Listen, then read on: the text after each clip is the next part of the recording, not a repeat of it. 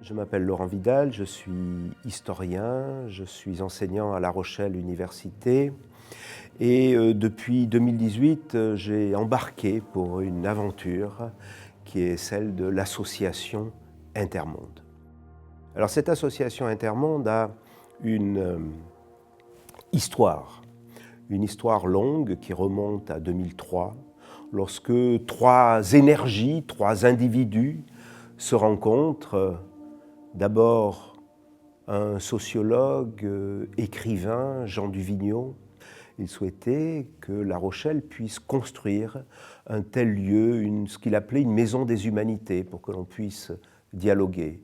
Et il rencontre le maire de l'époque, Maxime Bonneau, qui lui aussi rêvait d'un lieu de débat pour évoquer justement les affaires du monde et évoquer la place des démocraties dans les affaires du monde. Troisième rencontre, celle d'un historien, professeur à l'université, Guy Martinière. Et Guy Martinière, lui aussi, travaille sur les échanges culturels internationaux. De cette rencontre va naître cette association Intermonde. Entre 2003 et 2023, 20 ans d'existence, 450 artistes ont été accueillis dans ces murs. Et ces artistes sont sélectionnés très souvent par des concours organisés par le réseau diplomatique français, consulaire, Alliance française, etc. Lorsque je prends la présidence du Centre Intermonde en septembre 2020, le paysage rochelais est en train de se transformer. D'une part, la ville crée une maison des écritures. Il y a également une restructuration de l'université autour d'une thématique, littoral urbain, durable, intelligent. Et c'est là que le projet d'une labellisation nationale par le ministère de la Culture a germé.